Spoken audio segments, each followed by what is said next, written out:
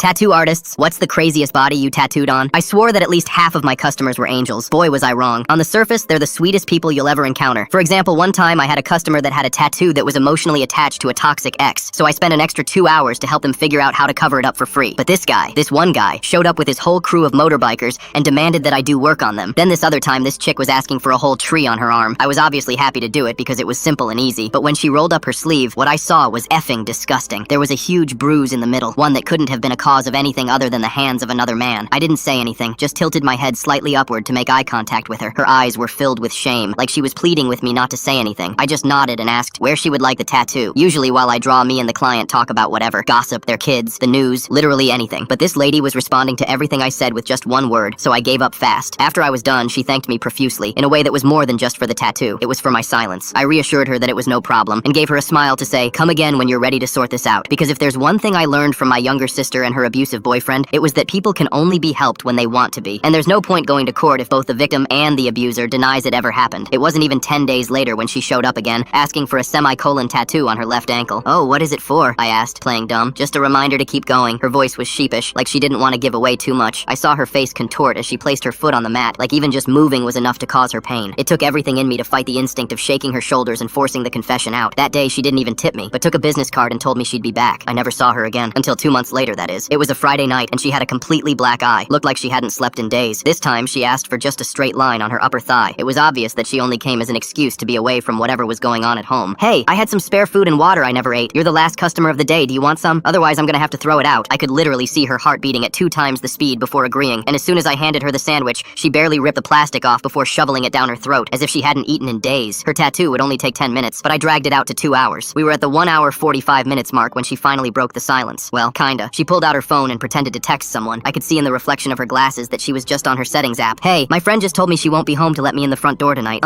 Is it cool if I actually, you know what, don't worry about it, never mind. Of course you can stay here. I was actually planning on pulling an all-nighter to work on some stuff. I was lying through my teeth, but she bought it, or pretended to anyway. I could see her trying to hide her excitement, but the corners of her lips were turned up all the way. That night, she slept on the tattoo bed while I pretended to work on my computer. I had just finished another game of League of Legends when I heard her laughing in her sleep. I turned around smiling, but that's when I saw tears streaming down her face. I sat down beside her. Please don't make me go back there. Keep me safe, please. I held her hand and nodded, and suddenly, she shot straight up and finally explained what was going on. Her boyfriend was a police officer, and a well-respected one at that. Except when he went home every day, instead of watching TV or drinking a few beers, he'd spend the night wailing on her. He called it their little game. She had nowhere to turn, except for now. I opened my mouth to ask more, but she shook her head. Not tonight, she said quietly, before turning her back and going back to sleep. The next morning, there was a knock at the door. It was the police. The rest of the full story is on my channel and linked below.